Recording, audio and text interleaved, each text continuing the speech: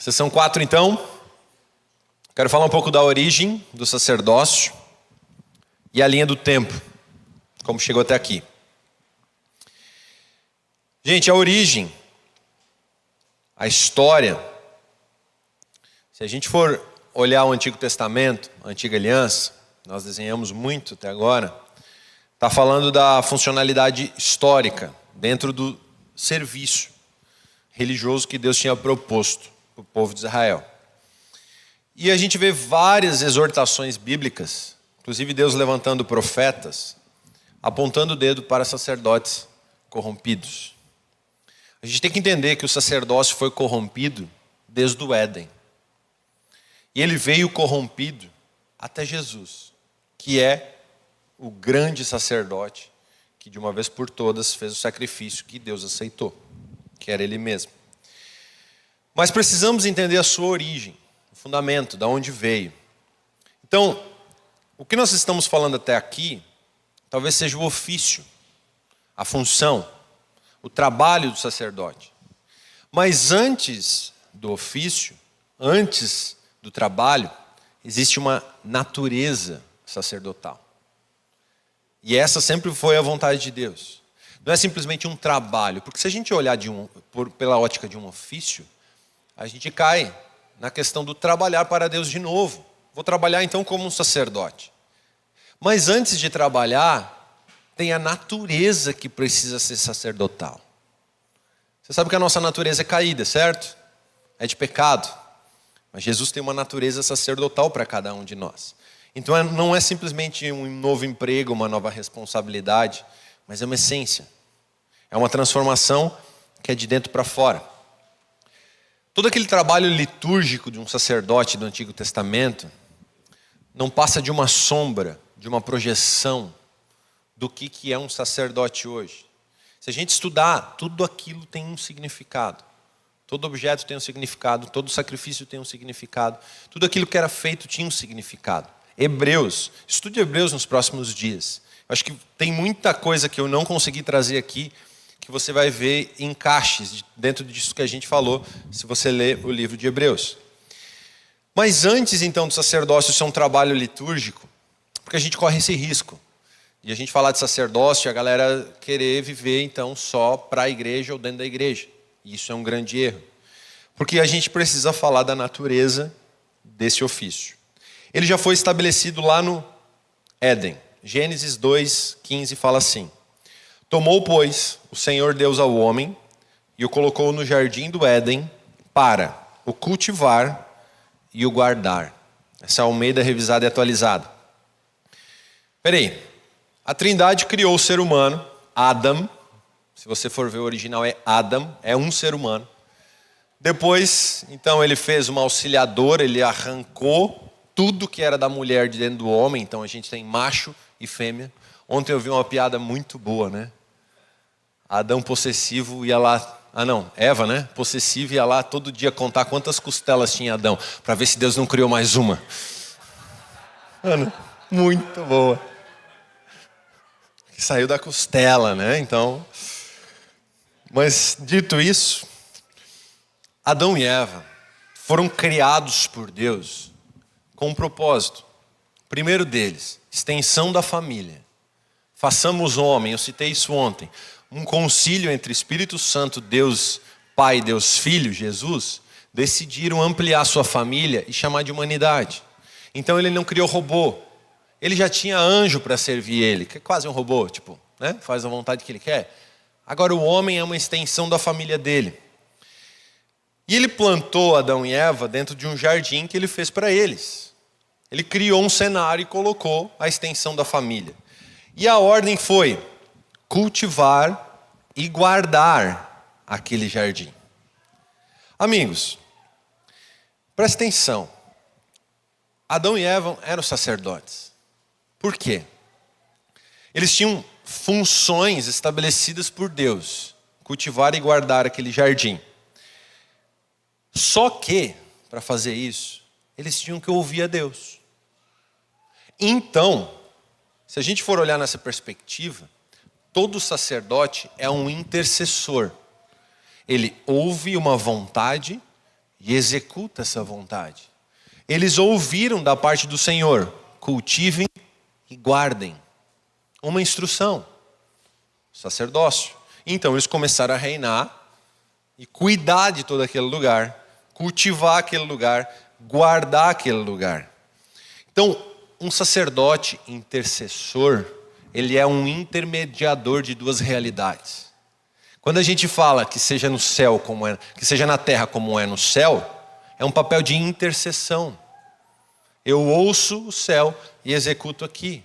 Você interceder por alguém é se colocar entre. Então, essa função de um sacerdote. Nós não estamos na terra e ainda não estamos no céu. A gente está num vácuo de tempo entre essas duas coisas. A gente quer executar o céu aqui. Agora, em partes, a sua casa já é o céu. Porque o reino de Deus já está sendo vivido lá. Em partes, a nossa mente já é a mente de Cristo. Porque a gente já não pensa mais como pecador, mas como santo. Em outras partes, ainda habitamos num corpo que é pecado. Ainda vivemos nessa terra, vulneráveis, e caímos e pecamos. Então a gente está essa coisa. Às vezes crente, às vezes desviado, não é? Às vezes super santo, às vezes pecador desgraçado. E você olha, nossa, como é que eu fiz isso? Não cabe mais. Porque a gente está nesse papel de intercessão. Ora céu, ora terra. Voltando para cá, Adão e Eva eram intercessores, mediadores de uma vontade de Deus. Então, eu vejo que o sacerdócio ele foi instituído ali, numa função de cultivar e guardar a terra. Olha que interessante.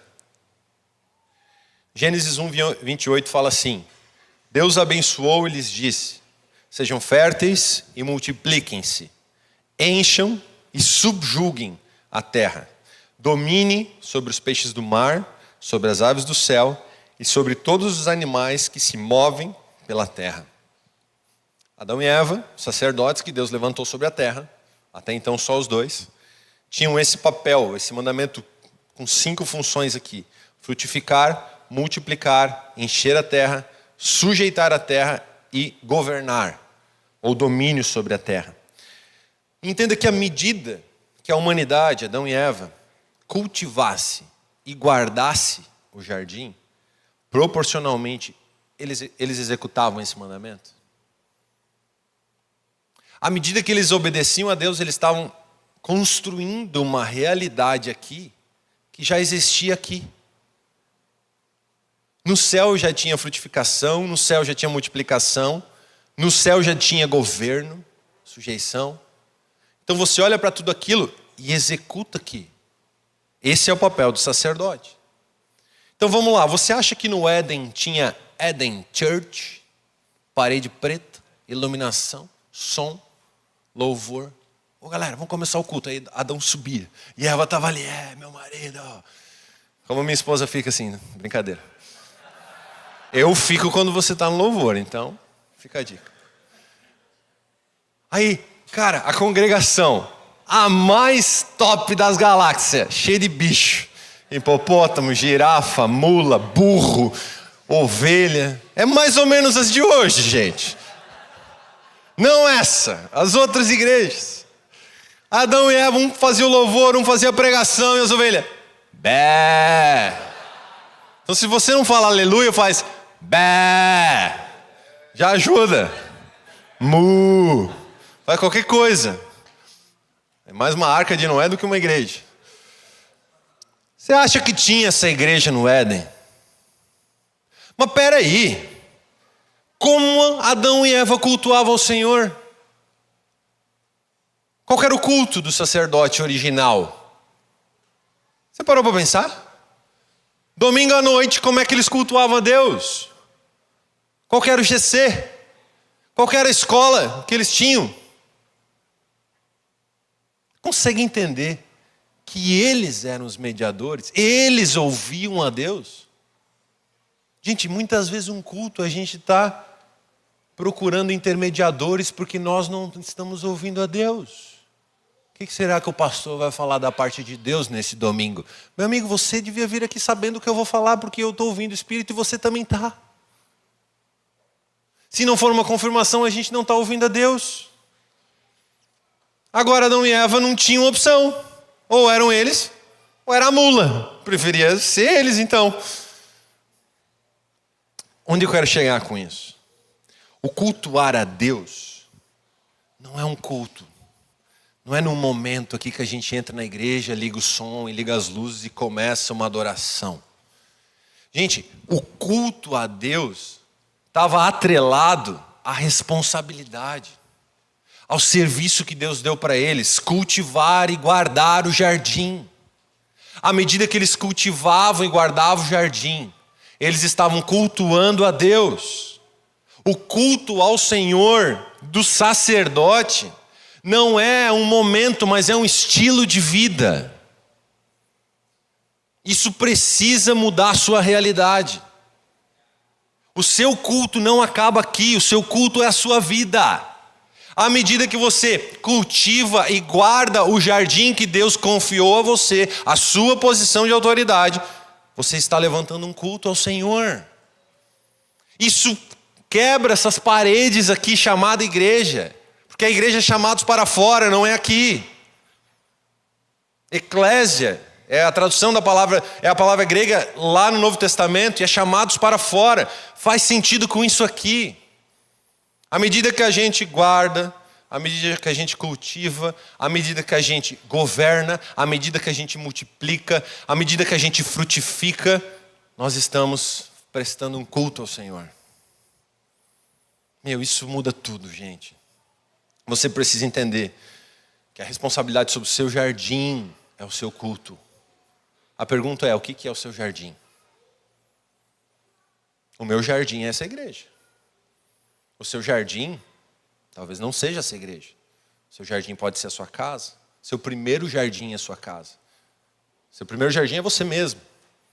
Governe a si mesmo. Coloque isso tudo ao Senhor. O segundo jardim é a sua casa. Seu terceiro jardim pode ser seu ministério, a sua empresa, seu trabalho. Existem porções de governo que nós temos para governar. Autoridade sobre certas coisas. E esse é nosso culto.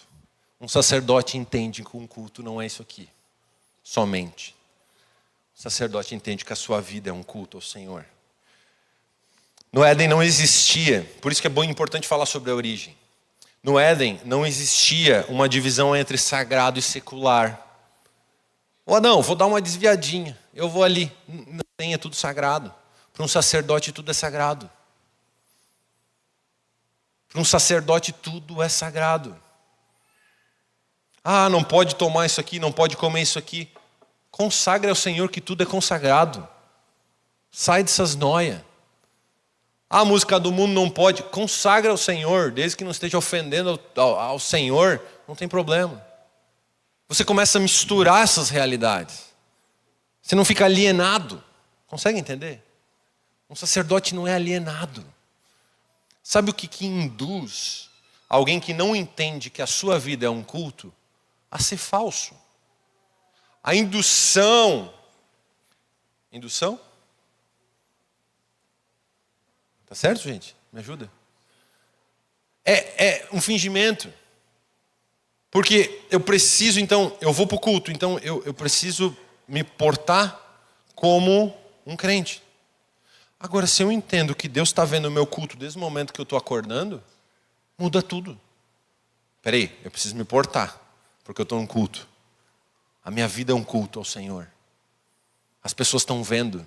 Eu estou sendo uma carta lida, um edifício ajustado no Senhor. Eu estou sendo um sacerdote.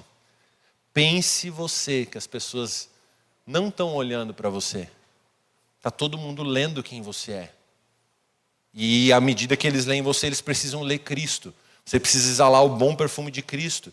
E isso começa num culto de manhã e termina num culto em casa. Gente, cuidar e guardar o que Deus plantou significa interceder por aquilo.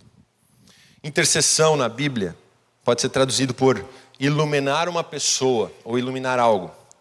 Encontrar. Afetar uma pessoa ou algo. Ir ao encontro de uma pessoa, conversar, consultar, orar ou mudar uma realidade. Precisamos entender que somos intercessores, sacerdotes e intercessores. Mudamos realidade. A primeira realidade que tem que ser mudada, nós mesmos e a nossa casa. Não tem sacerdote sem casa transformada. Não tem sacerdote não sendo marido de uma só mulher. Não tem sacerdote mentiroso. Não tem sacerdote que não se humilha perante Jesus. São os itens básicos aplicados a nós mesmos. Mas a posição do sacerdote é ser um intercessor, ouvir a Deus e executar. Gente, presta atenção. Um sacerdote que é intercessor, ele vai governar, ele vai reinar. Lembra? Apocalipse 1:6, ele nos fez reis e sacerdotes.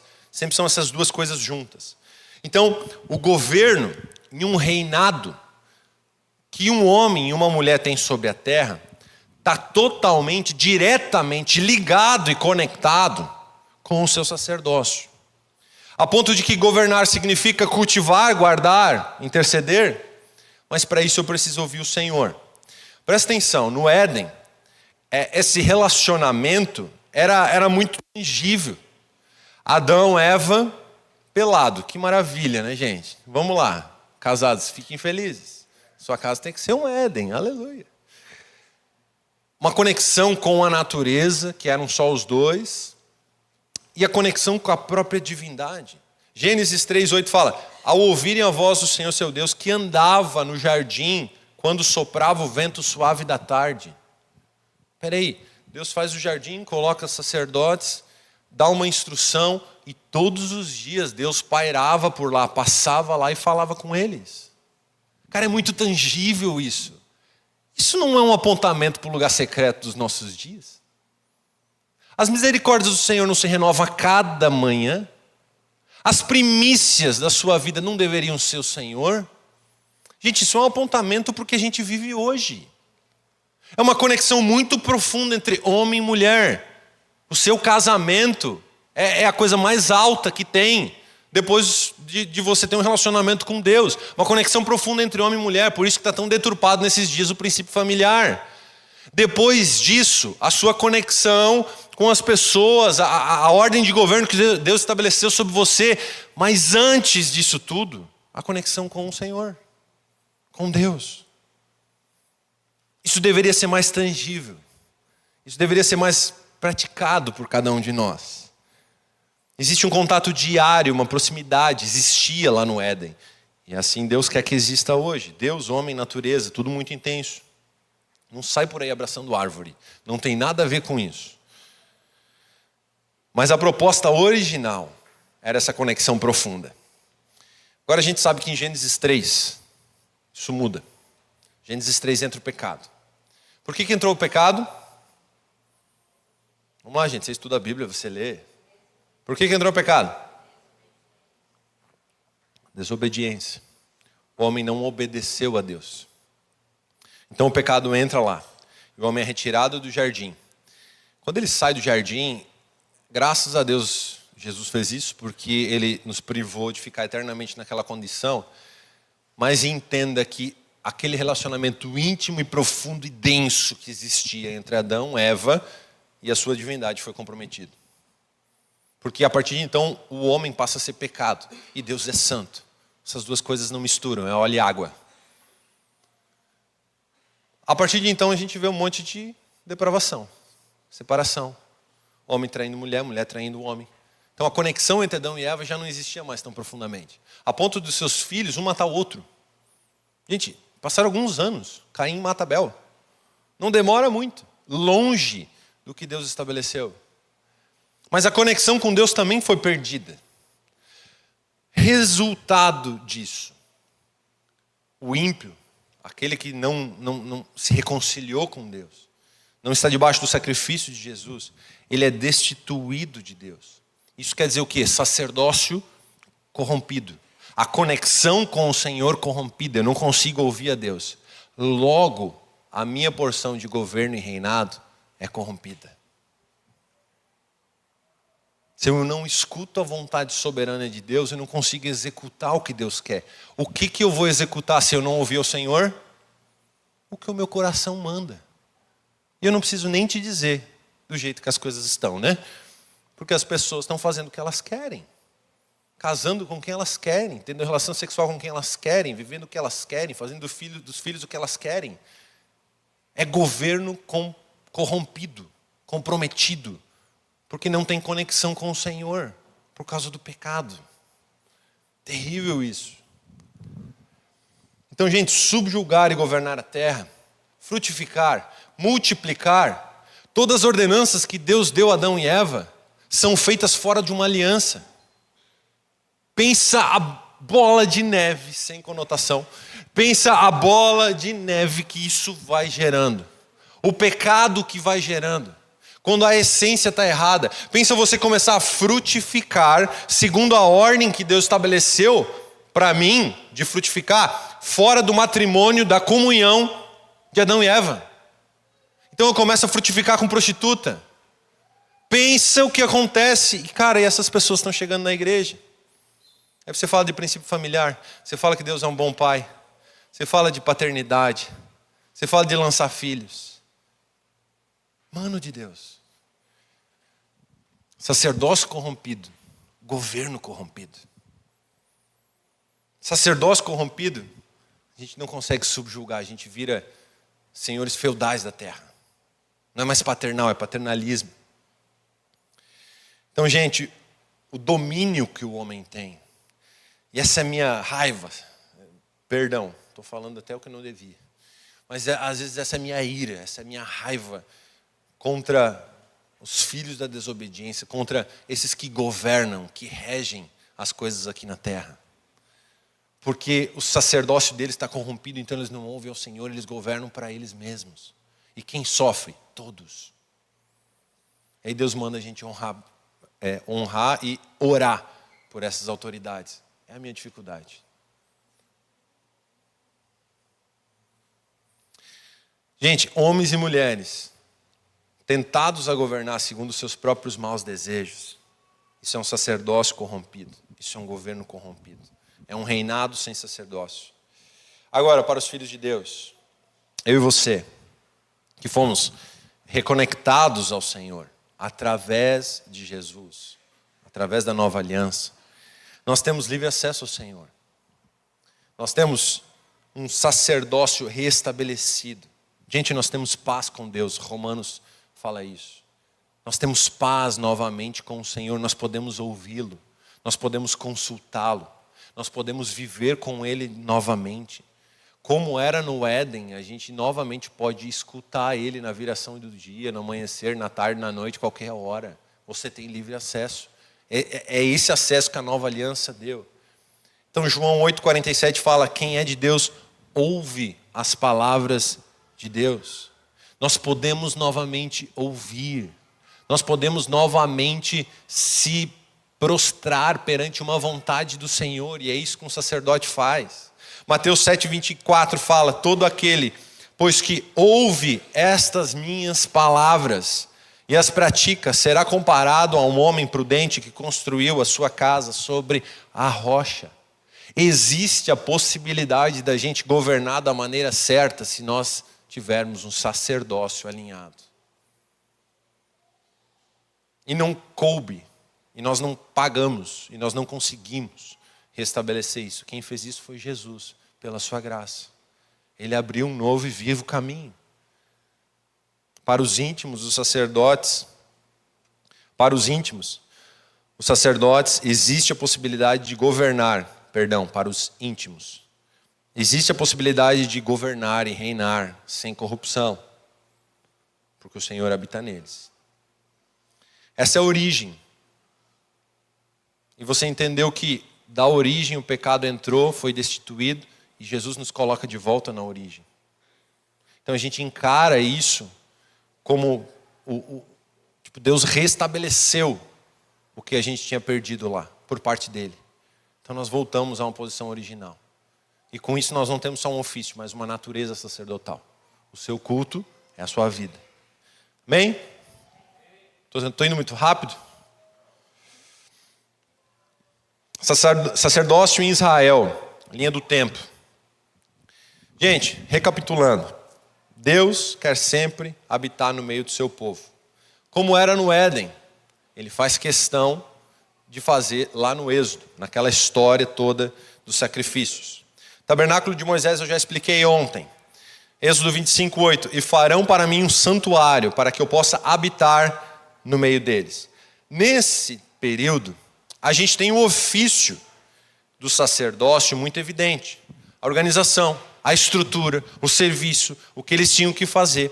Mas tudo isso era só uma provocação, era só um ensaio, era só uma sombra, como Hebreus fala, da natureza sacerdotal. Era uma provocação da parte de Deus para que a gente vivesse o sacerdócio como uma natureza. Então Deus não quer apenas o ofício como era no Antigo Testamento, mas Ele quer a natureza como era no Éden. Essa é a grande sacada. Se a gente entender isso, a gente não vai ser fariseu trabalhando para Deus. A gente vai ter a natureza transformada num sacerdote. Então, se a gente for ver a linha do tempo, desde o Éden, que o Adão e Eva foram expulsos de lá, a gente vê uma sucessão de sacerdotes levantados por Deus. Altos, alguns nobres, outros muito baixos e depravados. Tanto que existiam profecias que iam lá, profetas que botavam o dedo no sacerdote, na cara do sacerdote e exortavam ele. Gente, a negligência do sacerdócio em toda essa história, até Jesus, chegou a níveis tão absurdos que eles perderam a Arca da Aliança. Gente, eles perderam a Arca.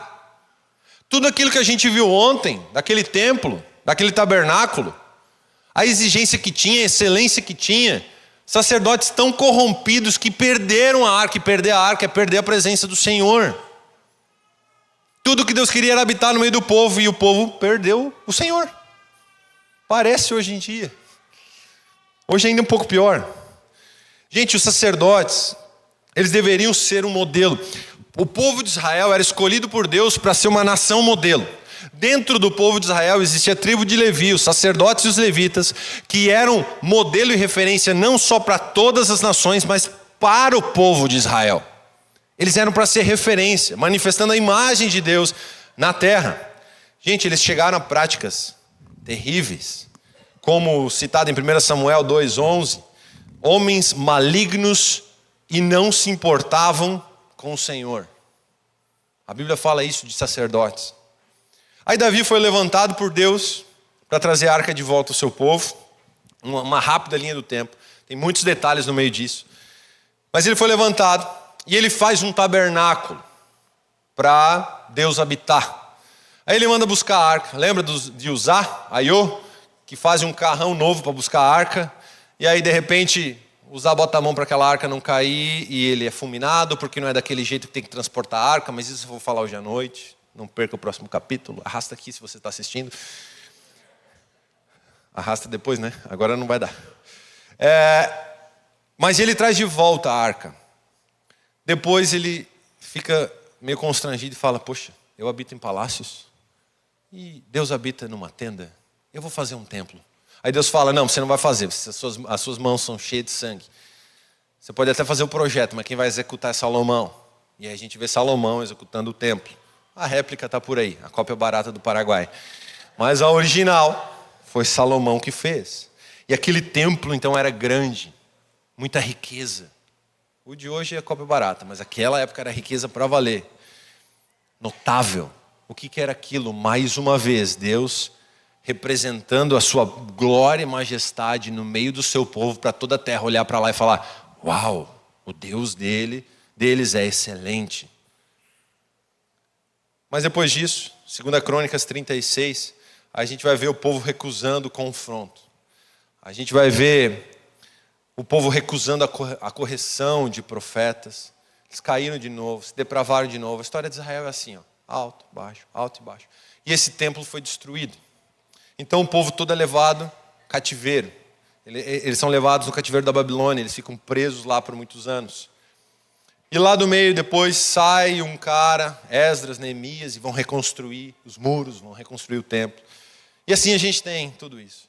Mas o detalhe é, assim como o templo aqui foi destruído pelo pecado do povo, pela falta de santidade do povo, o povo não quis se arrepender, Adão e Eva também tiveram o seu templo destruído por causa do pecado. E a relação direta com Deus foi comprometida. O homem quebrou por diversas vezes a aliança com Deus. E aí Davi foi levantado, mas ele também quebrou.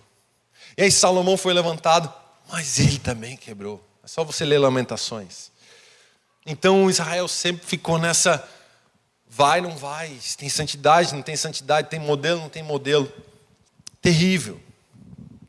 Observando toda essa história, a gente vê muita oscilação. Isso quer dizer que o homem adâmico, ele não consegue manter a sua posição sacerdotal. Eu e você não conseguimos. Nós precisamos confessar, não conseguimos. Vai me dizer que você não acorda crente e dorme desviado, ou acorda desviado e dorme crente. Só eu? É ou não é, gente? Essa luta desgraçada.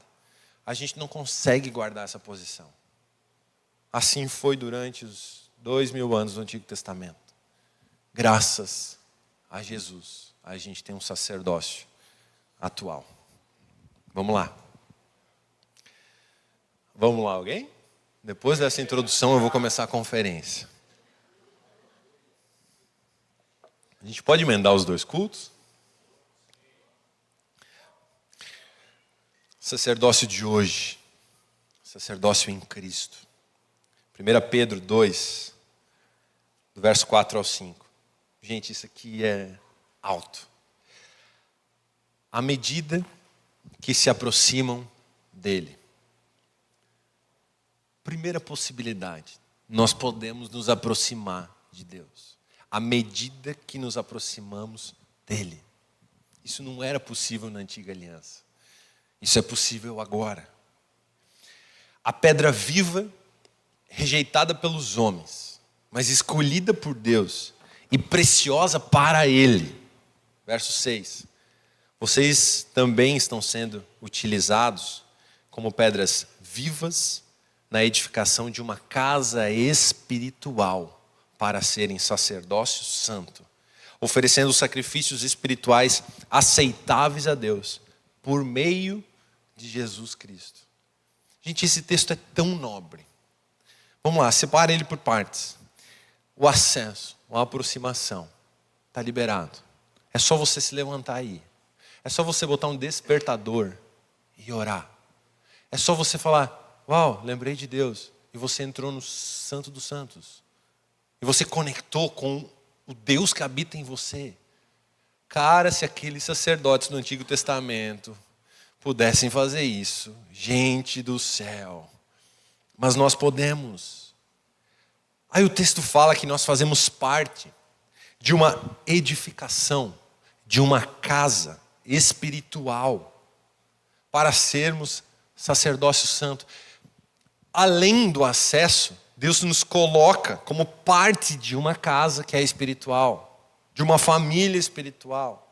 Dentro disso, sacerdócio santo, separados para trabalhar exclusivamente para Deus, santificados por Ele mesmo. Gente, é muita graça.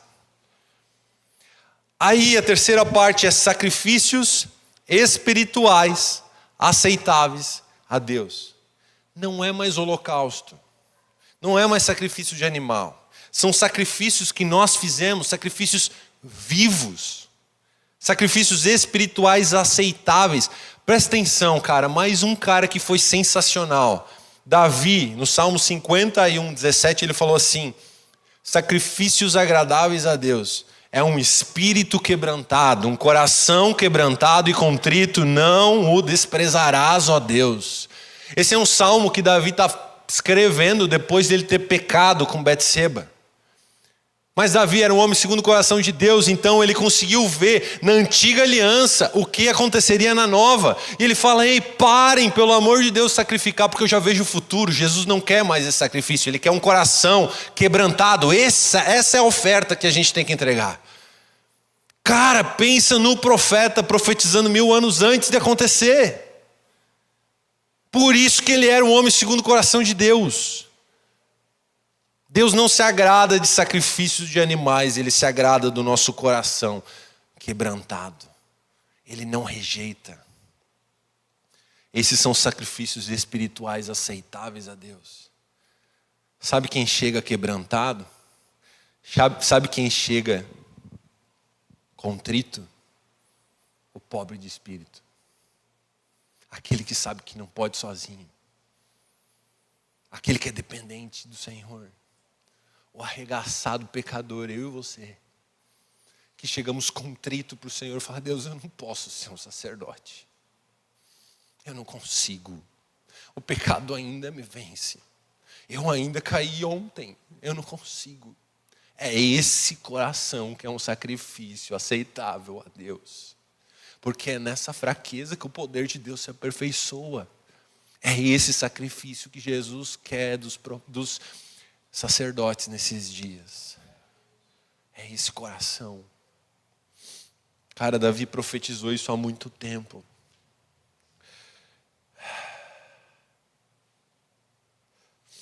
E o final do texto fala: por meio de Jesus. Por meio é o caminho. A gente só pode chegar com esse coração por meio, porque Jesus fez um acesso. A gente só pode entrar nesse lugar porque Jesus fez o acesso, Ele é o caminho. Quando você ora e fala em nome de Jesus, você fala pelo caminho que Jesus fez. Eu posso falar em nome de Jesus e entrego a minha oração a Deus e falo com Deus. Por meio de Jesus. Toda vez que você lê por meio de Jesus na sua Bíblia, pare e fale: Deus, obrigado pelo acesso que o Senhor nos deu. Obrigado pelo sacrifício, obrigado porque hoje eu tenho conexão com o Pai, é por meio de Jesus. E o sacrifício aceitável é esse meu coração contrito. Chora fariseu, chora legalista, chora aqueles que olham externamente, porque Deus vê o íntimo do nosso coração, e se o nosso coração estiver quebrantado, Ele não rejeita. Esse é um lugar muito alto da graça de Jesus. Para finalizar, onde está o tabernáculo de Deus hoje?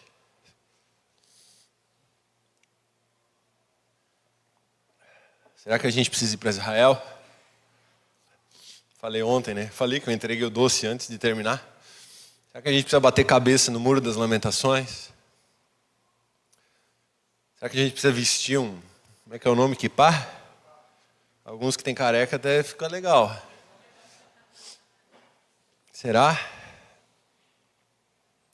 Amigos, eu vim te dizer, toda essa conferência é para falar essa frase.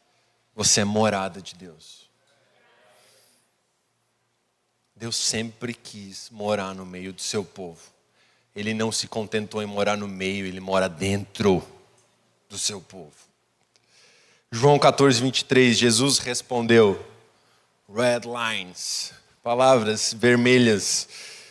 Se alguém me ama, guardará a minha palavra, e o meu Pai o amará, e viremos para Ele e faremos nele morada. Gente, não é mais em templos feitos por mãos humanas, mas é dentro de mim e de você que o próprio Deus habita.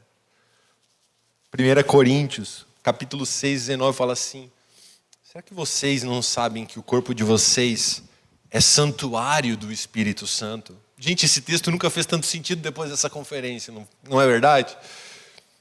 Será que vocês não sabem que o corpo de vocês é santuário? Era o tabernáculo, era o Éden, agora é o corpo de vocês. É o santuário do Espírito Santo que está em vocês e que vocês receberam de Deus e que vocês não pertencem a vocês mesmos, porque vocês foram comprados por preço. Agora, pois, glorifiquem a Deus no corpo de vocês. Isso aqui é templo do Espírito Santo. Ai de mim se eu usar isso aqui para pecar.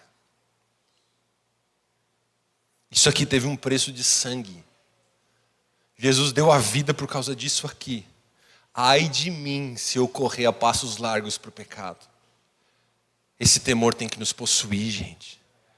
O nosso corpo não é nosso, o nosso corpo é dele, comprado por ele. A ponto de ele querer morar dentro do nosso corpo.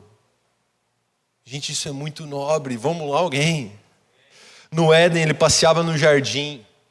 Na época de Moisés, na antiga aliança, no Antigo Testamento, ele habitou em santuários feitos pelo povo, no meio do seu povo, mas hoje ele habita em santuários não feitos por mãos humanas, mas feito por ele mesmo, dentro de mim e de você. Um sacerdote carrega a presença do Senhor onde quer que ele vá. Nós não precisamos uma música, nós não precisamos levantar as nossas mãos, nós não precisamos ler oráculos, nós simplesmente precisamos acreditar que o Senhor habita dentro de nós. Então, se nós nos concentrarmos, nós vamos encontrar o Senhor dentro de nós. Pare de procurar fora, pare de procurar num culto, pare de procurar na adoração. Ele está dentro de você e quer se manifestar através de você.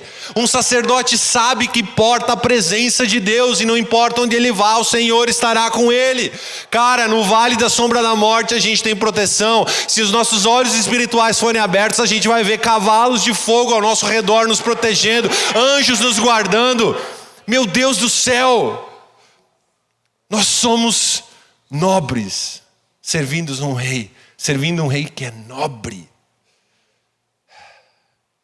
Você não é um crente ameba, você é filho de Deus, mano.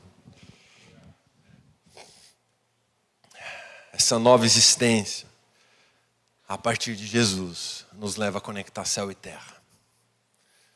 Então, quando Deus começa a bradar uma coisa no céu, se você tem o Espírito Santo, Ele começa a bradar dentro de você. E aí você vira um profeta. Aí você vira um cara carregado o olho e fala: Deus mandou dizer, cara, eu estou ouvindo o Espírito. É um fogo cerrado em meu peito que eu não consigo conter. É uma coisa que me consome. O céu está bradando com uma vontade. Eu preciso executar essa vontade. Então você sai para executar segundo a vontade do Senhor. É tão forte que você não consegue conter. Porque é o Espírito de Deus gritando dentro de você.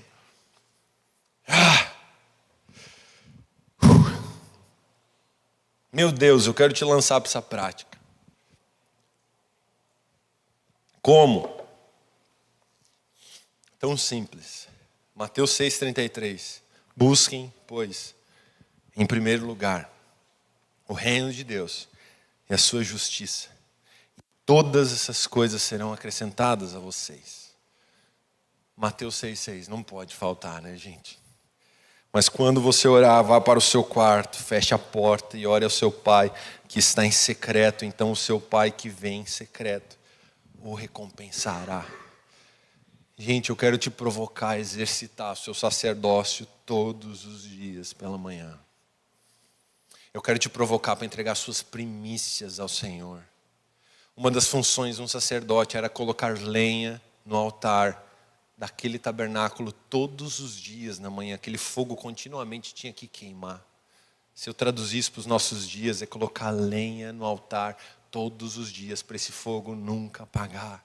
E se ele der uma apagadinha, vem para o meio da congregação, porque tem um monte de gente queimando, você vai pegar fogo igual uma brasa que estava apagando e você vai pegar fogo de novo. Essa é a função da igreja, nós queimarmos juntos ao Senhor, e isso é ser um sacerdote. Romanos 12:1, portanto, irmãos, rogo-vos, pela misericórdia de Deus, que se ofereçam em sacrifício vivo, santo e agradável. Sacrifício vivo. Gente, nós estamos vivos ou não estamos?